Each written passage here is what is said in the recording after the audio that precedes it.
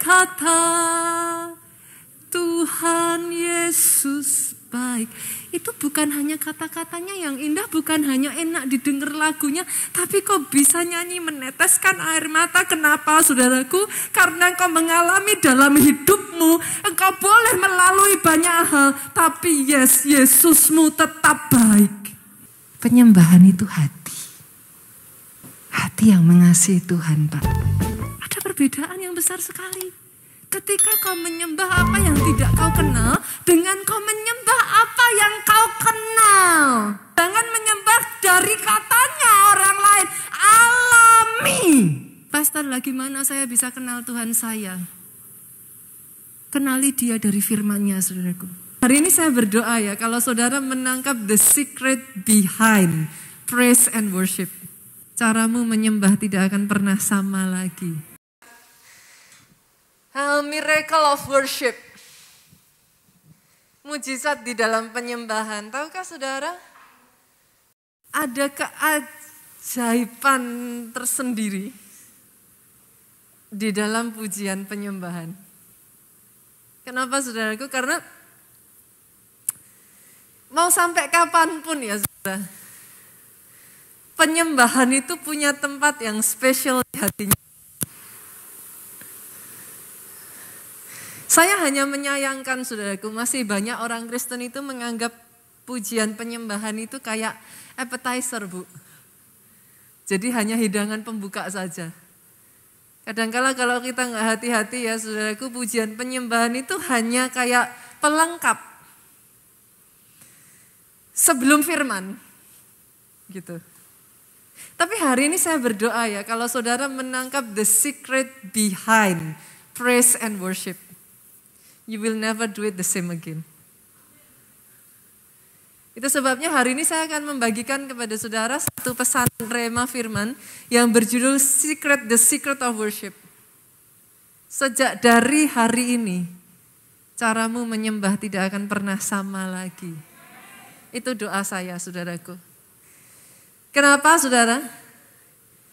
Karena kalau kita mau ngerenungin sebenarnya ya, di surga sendiri yang namanya praise and worship itu nggak pernah jadi appetizer, Bu. Itu agenda utama kalau di surga. Pujian penyembahan itu main course-nya. Bahkan kalau boleh saya katakan, pujian penyembahan itu suasana surga. Itu ambience-nya surga. Di dunia aja kita nyebut itu pujian penyembahan. Tapi kalau di surga, Pak, ya habitatnya itu begitu gitu. That is heaven. There is no heaven without praise and worship. Amazing gak, saudara? Itulah surga. Pastor, ayatnya di mana? Saya bukakan ya. Wahyu pasalnya yang ke-7 ayat 9 sampai ayatnya yang ke-12. Wahyu pasalnya yang ke-7 ayat 9 sampai ayat yang ke-12. Saya mulai. Boleh enggak Bapak Ibu kita coba yuk. Saya baca ayat 9, saudara ayat 10, kita bergantian. Sampai ayat ke-12 kita baca sama-sama. Kemudian daripada itu aku melihat sesungguhnya suatu kumpulan besar orang banyak yang tidak dapat terhitung banyaknya. Dari segala bangsa, suku, kaum, dan bahasa. Berdiri di hadapan tahta dan di hadapan anak domba. Dengar ini saudara. Akan tiba waktunya, siapapun saudara, dari suku, bahasa, kaum, bangsa manapun. Saya berdoa nanti satu hari kita jumpa di sana ya. Kita menjadi bagian dari orang-orang yang dikumpulkan dari seluruh suku, kaum, bahasa untuk berdiri di depan tahta, di depan anak domba. Apa yang mereka lakukan, saudaraku? Memakai jubah putih, memegang daun palem di tangan mereka. Ayat 10 sama-sama 2-3. Dengan suara nyaring mereka berseru, keselamatan bagi Allah kami yang duduk di atas tahta dan bagi anak domba. Saya ingin mengajak saudara melihat suasana yang ada di sana itu bukan suasana yang sepi. sepi, saudara. Di tengah mereka berkumpul, saudara, jenis pujian penyembahan yang diangkat di sana itu sorak-sorai. Tengahnya penyembahan terdengar suara gegap gempita. Coba ya, saya lanjutkan ya, ayatnya yang ke-11 ya. Dan semua malaikat berdiri mengelilingi tahta dan tua-tua dan keempat makhluk itu. Mereka tersungkur di hadapan tahta itu, menyembah Allah.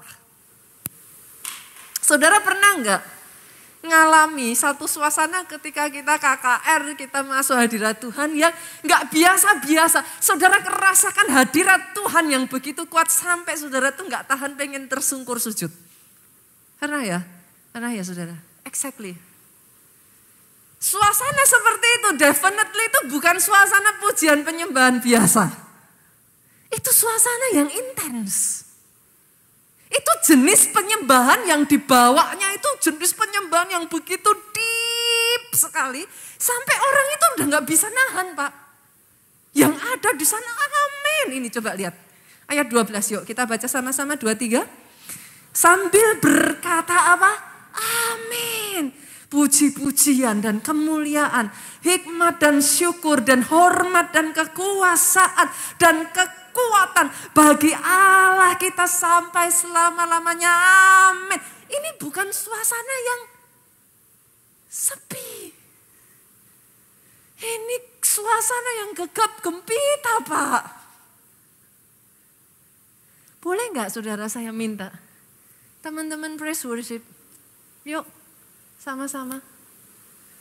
Bahkan saudara, kalau ada di antara saudara yang baru hadir di tempat ini pertama kalinya, bolehkah saya menyambut saudara welcome di keluarga Allah? Welcome to the family of God. Tapi baik saudara yang baru pertama kali hadir maupun saudara yang sudah lama di gereja ini, yuk ciptain suasana seperti ini di gedung Impact. Saya tuh masih ingat saudara, sejak dari dulu gereja kita itu bukan terkenal gereja yang kalau nyembah diam-diam sunyi sepi. Gak pernah ada itu ceritanya saudara. Dulu zaman saya masih di Adem Ayem, saya gak tahu berapa banyak yang pernah ikut di gedung Adem Ayem. Wow. Itu gedung ya saudaraku, tingkat 3, gak ada lift. 3 atau 4 ya? 4 ya? Tingkat 4 ya? Tingkat 4 enggak ada lift. Dan pintu masuknya 3 atau 4? 4 ya? Oh, saudara jangan salah. Lift kecil itu kan dibuat setelah berapa lama kita di sana, saudaraku. Awal tahun. Saya tuh masih ingat almarhum waktu itu ya. Salah satu jemaat sekarang sudah almarhum. Itu waktu kondisi hamil 8 bulan saudara. Itu naik itu ya, saya tuh ngeliatin dari atas tuh sampai berhenti di lantai 2 dia gini. Persis kayak gitu saudaraku. Hamil 8 bulan. Pintu masuknya Adem Ayem itu bukan secantik dan seindah ini. Pintu masuknya itu tempat pembuangan sampah. Tapi berapa banyak pada saat itu jemaat mengatakan, belum naik ke gedung Adem Ayem, jalan di parkiran. Itu presence of God. Orang itu sudah nangis bahkan sebelum naik. Boleh enggak kita ciptain yang seperti itu di tempat ini? Orang enggak perlu sampai masuk ke sini Pak. Orang lewat di depan sana, entah bagaimana. Karena firman Tuhan berkata, di mana namaku ditinggikan, aku akan menarik banyak orang untuk datang kepadaku. Itu terjadi di gedung Impact ini. Dalam nama Yesus. Kalau kita ngerti ya saudaraku. Kuncinya ini saudara. Coba saudara cari dalam Alkitab, coba saudara renungkan kata-kata saya ini. Alkitab tuh ngomong gini, langit bumi boleh berlalu, betul ya? Bahkan ada satu ayat mengatakan akan tiba waktunya bahkan bahasa roh pun akan berhenti. Tapi mau sampai kapan pun juga saudara, pujian penyembahan tidak akan henti-hentinya dinaikkan di hadapan tahta Tuhan. Renungkan ini, saudara. Itu sebabnya orang yang mengerti pembukaan ini tidak akan pernah menyembah dengan cara yang sama.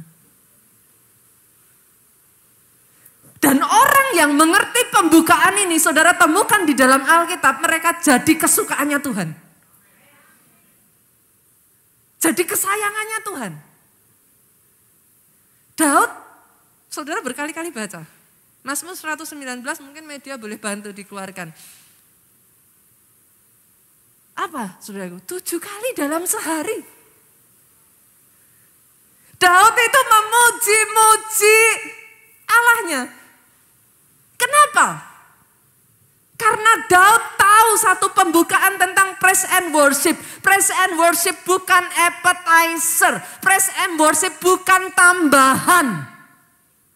Praise and worship itu suasana kesukaannya Bapa di surga. Daud itu sangat ngerti. Kalau ada, apa sih yang membuat Tuhan sampai mau turun ke bumi, saudaraku? Di sana udah enak. Kurang apa? Sampai muncullah di hati Daud. Kalau di surga sudah begitu indahnya, Tuhan sudah begitu nyamannya di surga. Kenapa enggak aku nyiptain suasana surga itu ready di bumi. Dibuatlah pondok Daud 24 jam oleh Daud. Saya tuh begitu memahami tentang ini ya saudara. Saya tuh merasa pembukaan Daud tentang praise and worship tuh gila loh. Saudara pernah gak sih pergi ke satu tempat tertentu, terus saudara suka tempat itu, kali lain saudara datang, sama-sama nih ya saudara pergi ke kota lain, nanti saudara akan ingat, aku mau mampir tempat itu. Dulu aku tuh enak. Tuhanmu sama, saudara. Ketika dia melihat seluruh bumi ini ya saudara, apa sih yang membuat Tuhan bisa stay? Ketika ditemukan kok di keluarga yang ini home sweet home ya.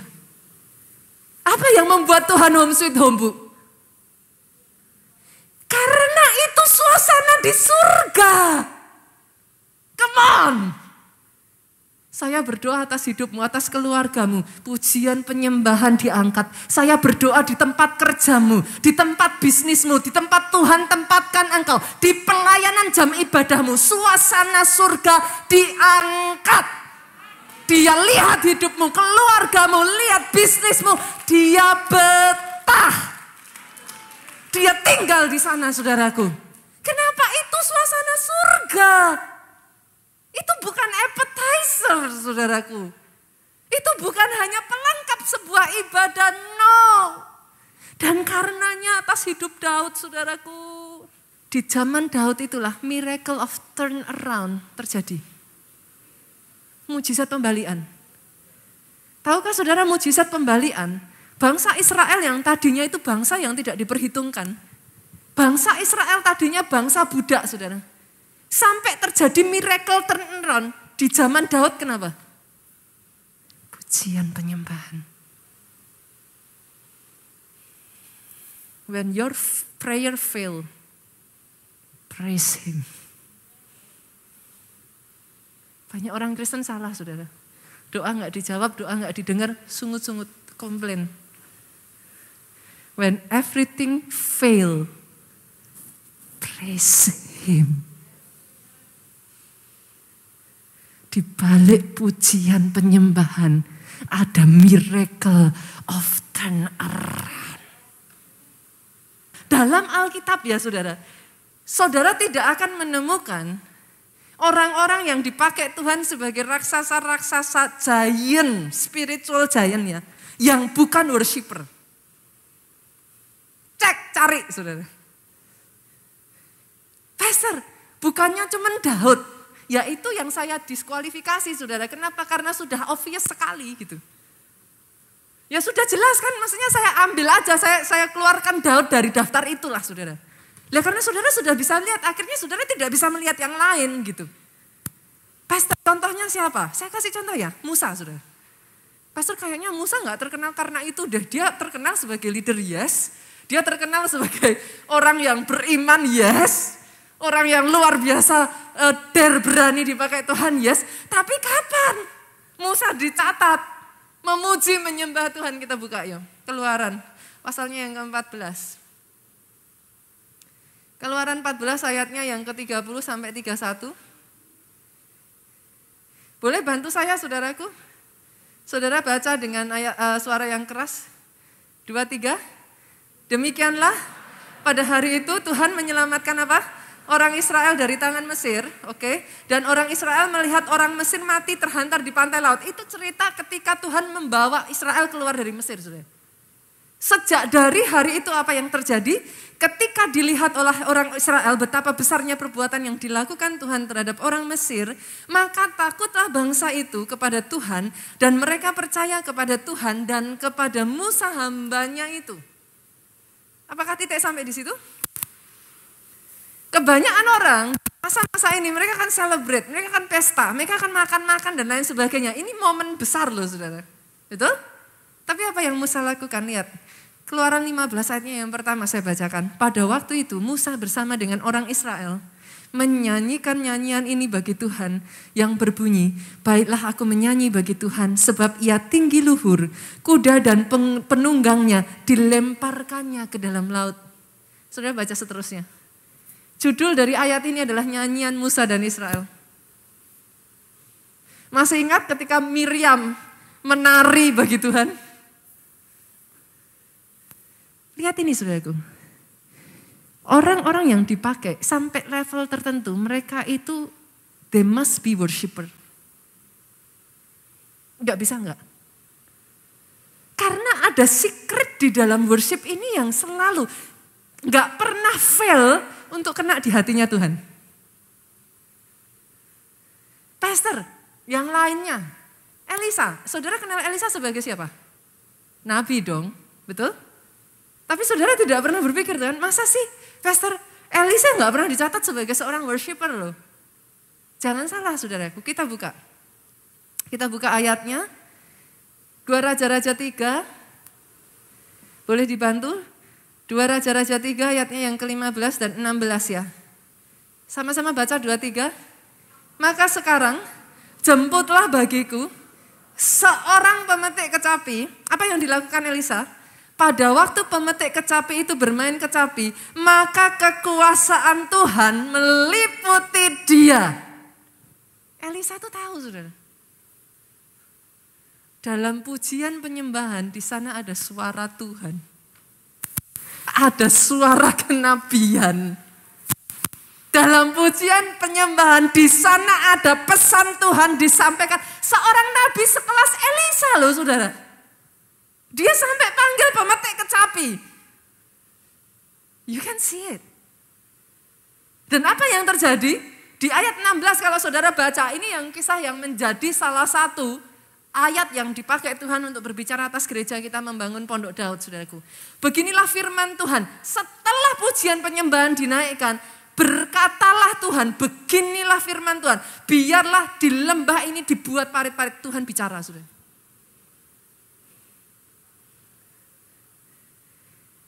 Berapa banyak dari saudara yang berkata kepada saya, Pastor, it's very hard for me to hear God's voice.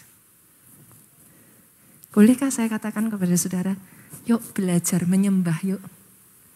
Yang mengerti aminnya yang keras. Karena di dalam penyembahan ada kehendak dan rencananya disampaikan. Hidupmu gak akan pernah kering lagi dengan suara Tuhan. Hidupmu gak akan pernah kering lagi dengan pesan Tuhan. Hidupmu jadi hidup yang kokoh. Siapa lagi Pastor? Daniel. Kalau saudara lihat kehidupan Daniel terkenalnya dengan apa? Orang yang suka berdoa, betul ya? 3 kali dalam sehari Daniel apa? Saudaraku, buka ya, kita lihat ya. Daniel 6.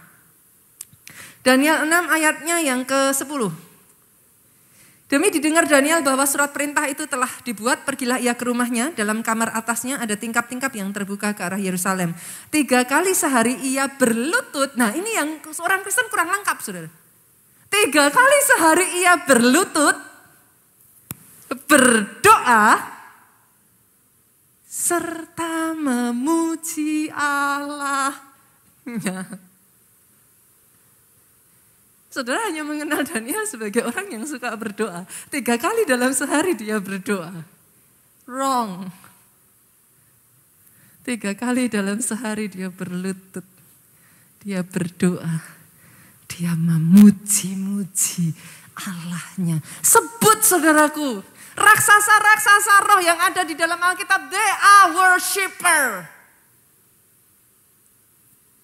Saudara kenal Paulus sebagai apa? Seorang rasul, pengajar yang luar biasa, tapi di penjara pada saat dia bersama Silas. The miracle of worship happens. Di tengah semua keletihannya, di tengah semua masa yang berat dalam kehidupannya, Paulus memilih memuji-muji Tuhan.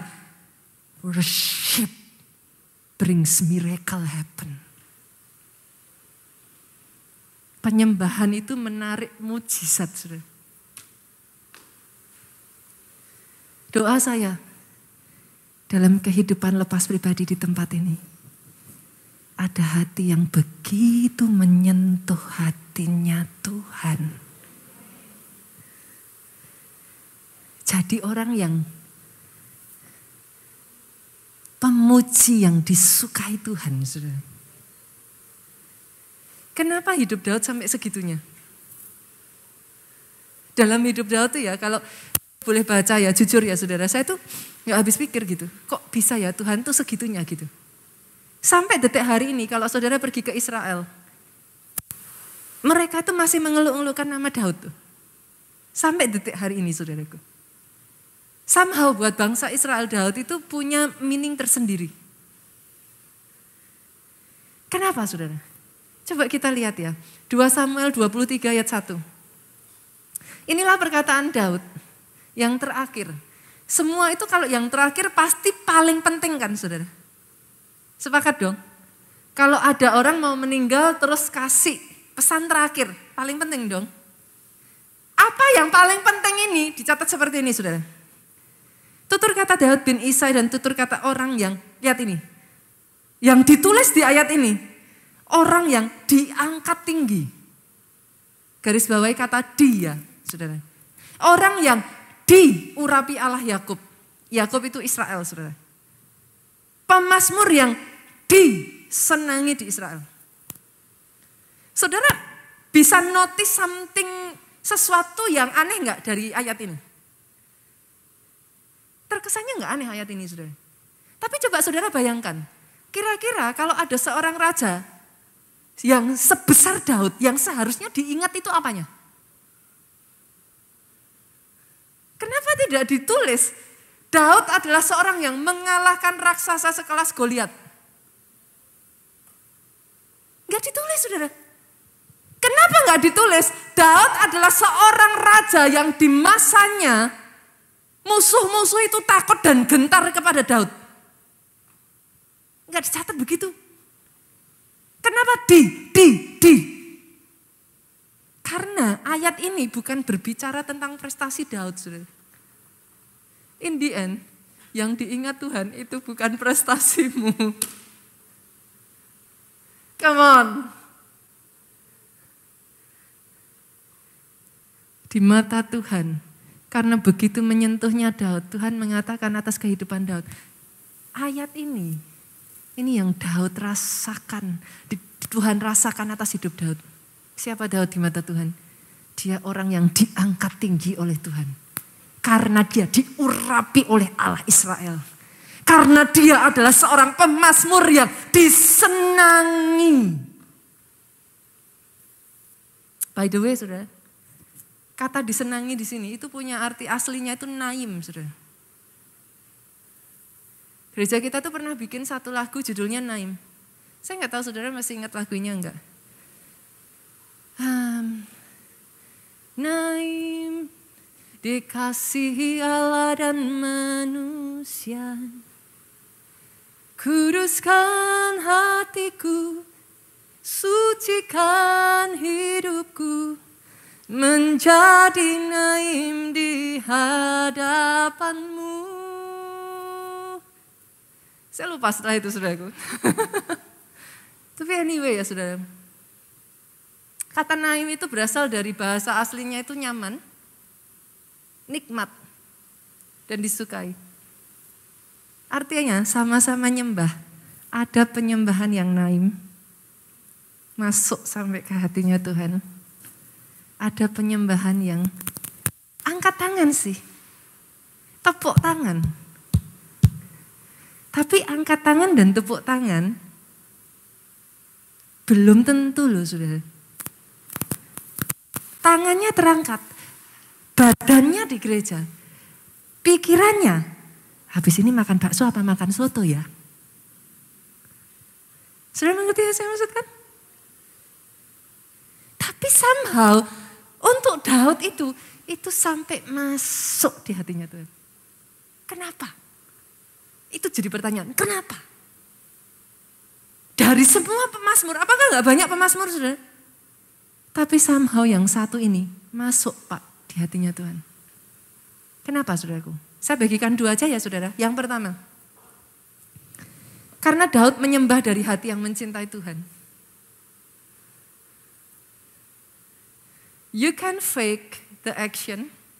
Saudara bisa menipu dengan tangan saudara. You can fake anything, but you cannot fake the heart. Gak bisa ditipu saudara. Penyembahan itu bukan masalah alat yang baik, yang terbaik ini saudaraku. All the sound system sekalipun kita berikan yang terbaik. Penyembahan itu hati. Hati yang mengasihi Tuhan Pak. Dan yang itu saudara gak bisa fake. Ada satu sosok pribadi ya saudaraku. Dalam hal semuanya ini, dia nomor satu. Tapi hatinya, namanya adalah Lucifer. Siapa yang bisa ngalahin Lucifer? Tubuhnya ini semua terdiri dari alat musik saudaraku. Alkitab mencatat, terbuat dari batu berharga, semua yang terbaik, itu ada di dalam diri Lucifer. Kalau ada orang pandai main keyboard, Lucifer lah keyboard. Saudara bisa apa? Ada orang bilang pandai main gitar, pandai main drum. Lucifer at the same time keyboard, drum, gitar and all kind of music is in him. Dialah musik.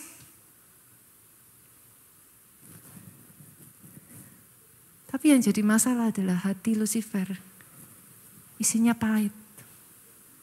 Isinya iri, isinya sombong. Dia kepengennya mengambil alih tahtanya Tuhan, saudara. Dan Tuhan gak bisa dibohongi. Ketika kau datang di dalam penyembahanmu, apa yang ada di hatimu? Ketika kau angkat tangan sih, merem matanya. Tapi apa yang ada di hatimu? You cannot lie to God. Hari ini saya berdoa, ada hati yang mengasihi Tuhan sebegitunya di tempat ini. Kenapa saudara? Karena kalau hati yang seperti itu ditemukan ya saudara. Saudara boleh punya banyak kelemahan. Saya tuh belajar satu hal ini saudaraku. I'm not perfect gitu. Tapi kalau ada hati yang mengasihi Tuhan ini ditemukan. Roma 8:28 saya berdoa jadi atas hidupmu. Allah turut bekerja dalam segala perkara untuk mendatangkan kebaikan bagi orang yang mengasihi Dia. Jadi atas hidup saudara. Terlepas kelemahanmu saudaraku, terlepas saudara boleh melakukan kesalahan, terlepas dari apapun. Tapi ketika ditemukan hati yang mengasihi Dia, Dia ubahkan segala sesuatu untuk kebaikan. Yang kedua, saudara, hati seperti apa yang dimiliki oleh Daud? Daud itu menyembah karena kenal Tuhan secara mendalam. Catat ini ya, saudara. Penyembahan itu bukan masalah musik yang enak ataupun kata-kata yang manis. Saudara kalau dengar musik enak, di sini kan juga, di sini siapa penggemar K-pop? Nggak kenal suara, maksudnya saudara nggak tahu arti lagunya kan? Tapi bisa goyang kan? Betul ya? Kalau lagunya enak. Tapi dengar ini. Penyembahan itu bukan masalah saudara suka iramanya atau kata-katanya. Penyembahan itu bicara tentang relationship, Bu. Itu yang jadi masalah. Intisari dari penyembahan adalah intimacy. Tadi saya sudah menyampaikan buat teman-teman praise worship. Kau boleh ada di sini. Bukan hanya aku untuk praise and worship, teman-teman semua tanpa terkecuali. Saudara boleh ada di sini semuanya melayani ya. Tapi kalau itu muncul dari zero relationship with God, itu nothing, gak ada artinya. Worship is intimacy. Saya berdoa, Jogja, kau sampai di level itu. Worshipmu tuh bukan di mulut. Tapi karena kau kenal siapa dia. Ketika kau berkata apapun yang terjadi di dalam hidupku, tetap ku berkata Tuhan Yesus baik dalam segala hal yang terjadi. Selalu ku berkata Tuhan Yesus baik. Itu bukan hanya kata-katanya yang indah, bukan hanya enak didengar lagunya, tapi kok bisa nyanyi meneteskan air mata. Kenapa saudaraku? Karena engkau mengalami dalam hidupmu, engkau boleh melalui banyak hal, tapi Yesusmu tetap baik. Ada perbedaan yang besar sekali. Ketika kau menyembah apa yang tidak kau kenal, dengan kau menyembah apa yang kau kenal. Jangan menyembah apa yang tidak kau kenal. Jangan menyembah dari katanya orang lain. Alami. Itu sebabnya Yesus berkata, pada saat dia ketemu dengan seorang wanita Samaria, saudaraku, Yohanes 4 ayat 22-23, dia berkata apa? Kamu menyembah apa yang tidak kamu kenal, tapi kami menyembah apa yang kami kenal. Sebab keselamatan datang dari bangsa Yahudi, tetapi saatnya akan datang dan sudah tiba sekarang, bahwa penyembah-penyembah benar akan menyembah Bapa di dalam roh dan kebenaran, sebab Bapa menghendaki penyembah yang demikian. Pastor, lagi mana saya bisa kenal Tuhan saya? Kenali dia dari firman-Nya, saudaraku. Boleh? Yuk, kita masih punya waktu panjang di 2022. Sepakat yuk, selesaikan satu kali saja setidaknya Alkitab saudara. Bolehkah? Karena di dalamnya ada harta yang sangat-sangat berharga, saudaraku. Di situ akan ada harta-harta yang membuat saudara akan terus terharu dengan betapa Tuhanmu itu dahsyat dan baik dan firman-Nya ya dan amin.